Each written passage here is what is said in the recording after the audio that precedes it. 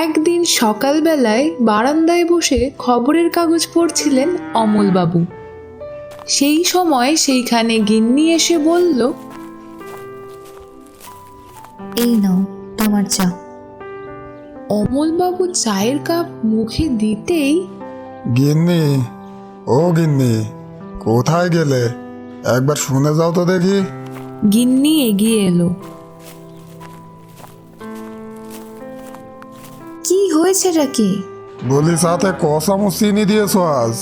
কেন, 1 চামচ দিয়েছি, কি হয়েছে তাতে? আহা গিন্নি, এভাবে চললে তো হবে না দেখছি। চিনির দাম কত যে বেড়েছে সে খেয়াল কি আছে তোমার? ও, তা কি করতে হবে শুনি? কাল থেকে চাই আধা চামচ করে চিনি দেবে, বুঝেছো? কিপটে দেখেছি বাবু, তবে তোমার মতো এমন কিপটে লোক একটাও দেখিনি। যাও যাও, তাড়াতাড়ি চাটা শেষ করে বাজারে যাও। বাজারের কথা শুনেই মুখটা চুপসে গেল অমলবাবুর, আর বলল, এই তো পরশুদিন বাজার করে আনলাম এত কিছু, আবার আজকে কেন? পরশুদিনও তো খেয়েছো নাকি? আজ তাহলে না খেয়ে থাকো, পারবে তো? তাহলে আজ ডাল আর আলু ভর্তা করো।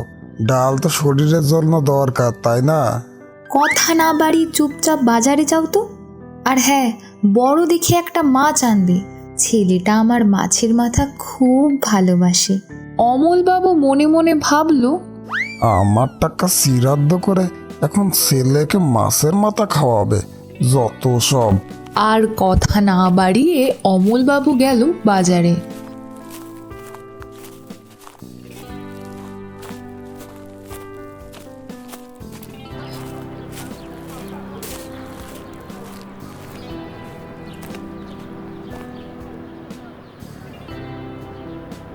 বাজারে গিয়েই মাছের দোকানে একটা বড় মাছ ধরে বলল, কিরে ভোলা, এই মাছটার দাম কত রে?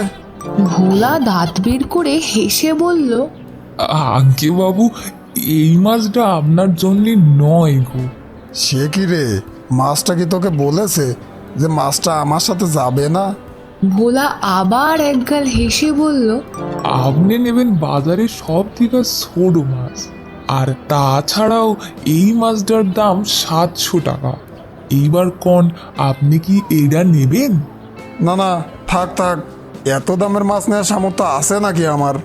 তারপর ভোলা মাঝারি সাইজের একটা মাছ দেখিয়ে বলল, বাবু আপনি এই মাছটা নেন, এইটার দাম কম আছে। তা এই মাছের আবার দাম কত রে? আগে বাবু 500 টাকা।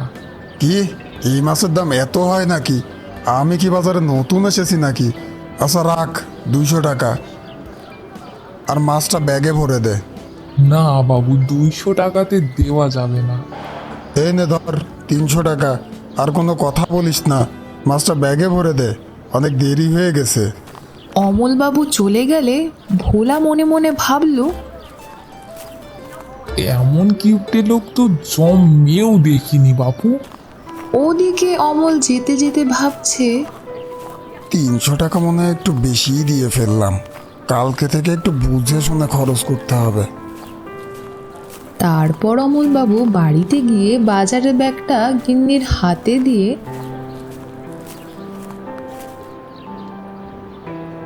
ঘরে গিয়ে বসলো হাত পাখাটা হাতে নিয়ে। ছেলে তখন এসে বলল,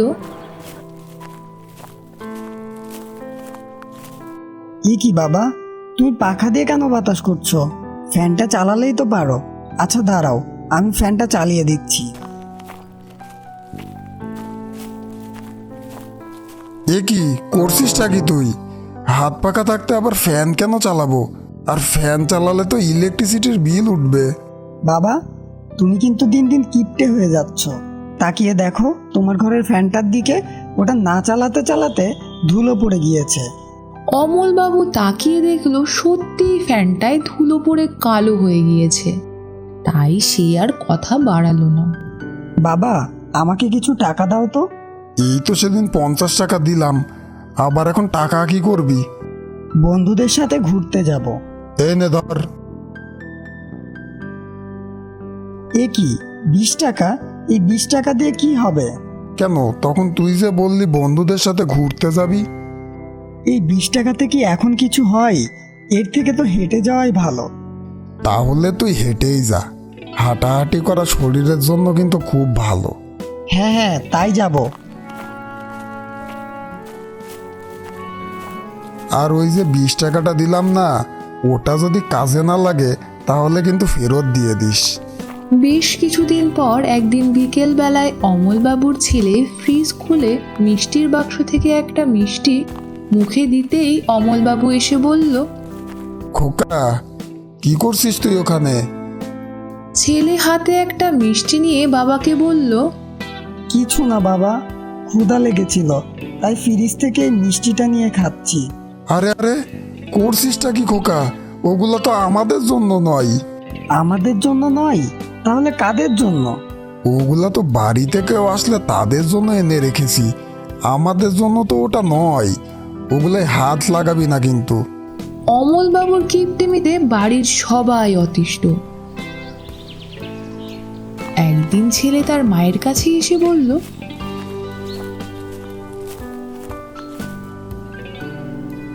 মা, দিন দিন বাবার কিপটামি বেড়েই চলেছে। এমন করলে তো না খেয়ে মরতে হবে আমাদের। কি করা যায় বলো তো? ঠিক বলেছিস, কিছু একটা করতেই হবে। শোন, আমার কাছে একটা বুদ্ধি আছে। তারপর ছেলেকে সবটা বুঝিয়ে বলতে ছেলে রাজি হয়ে গেল। পরের দিন সকালে অমলবাবু বারান্দায় বসে খবরের কাগজ পড়ছেন। এমন সময় এক ব্যক্তি প্রবেশ করল সেইখানে।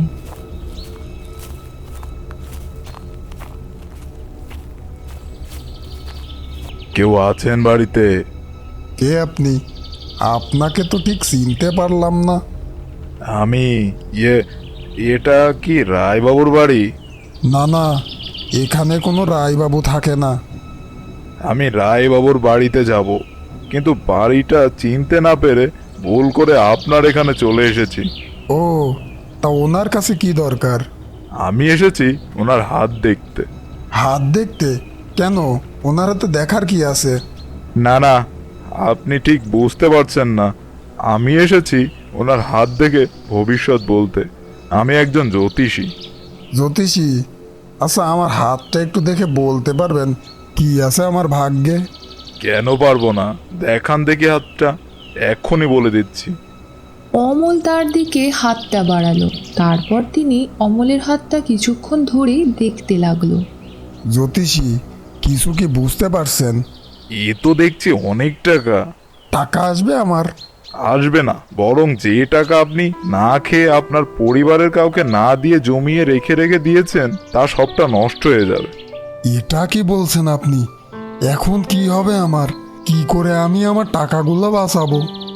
এখন তো আর কোনো উপায় নেই, অনেক দেরি হয়ে গিয়েছে। তাই এখন সময় হয়েছে জমানো টাকাগুলো নষ্ট হওয়ার আগেই নিজের জন্য খরচ করার। সেদিন সারা রাত অমল ভাবল। কি যে করি এখন? এতদিনে জমানো টাকাগুলো এভাবে খরচ করতে হবে এখন। পরের দিন অমল সকালে উঠে বাজারের উদ্দেশ্যে রওনা হলো।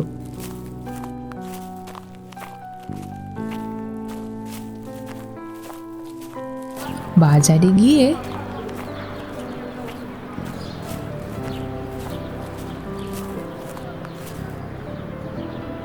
এ কি বাবু, আজ এত সকাল সকাল কি মনে করে?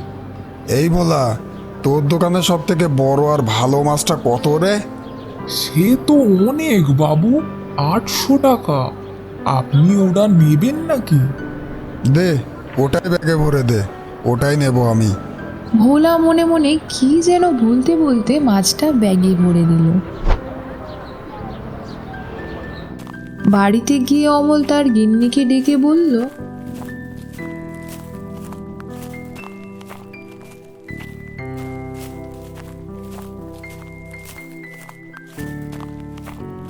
গিন্নি, ও গিন্নি, কোথায় গেলে? এই দেখো কি এনেছি।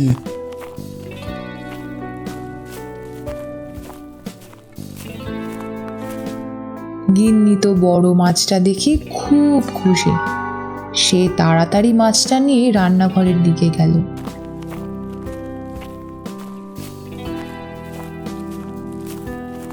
একটু বাদে খোকা, এই খোকা, শুনে যা তো এদিকে।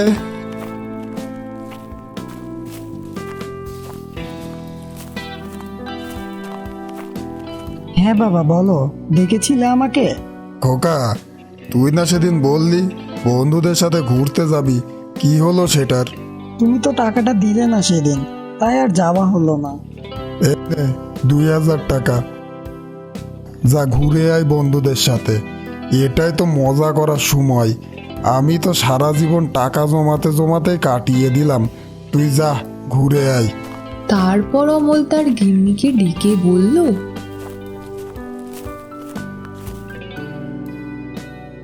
এই দেখো তো, তোমার জন্য নতুন শাড়ি এনেছি। ও মা, আমার জন্য নতুন শাড়ি? কি মনে করে? কোনদিন তো তোমাদের জন্য কিছুই করিনি, সব টাকা তো শুধু জমিয়েই গেলাম, তাই তোমাদের জন্য যতটুকু পারি করি। নতুন শাড়ি পেয়ে গিন্নিও মহা খুশি, আর মনে মনে ভাবল, যাক, ওষুধ কাজে দিয়েছে। সেদিন বাড়িতে সবাই খুশি, ভালো ভালো রান্না হলো বাড়িতে। শুধু এই নয়, অমলবাবুর পাড়ার যত খেতে না পাওয়া দরিদ্র মানুষ ছিল, তাদের সবাইকে প্রতিটি বাড়িতে বাড়িতে গিয়ে খাবার দিয়ে আসলেন তিনি।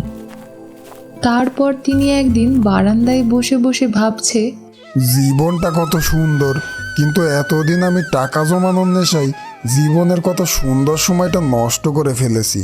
তাই এখন থেকে এভাবেই বাঁচবো। তো বন্ধুরা, কেমন লাগলো আমাদের আজকের এই গল্পটি? ভালো লাগলে অবশ্যই আমাদের চ্যানেলটিকে সাবস্ক্রাইব করে দিও। ধন্যবাদ।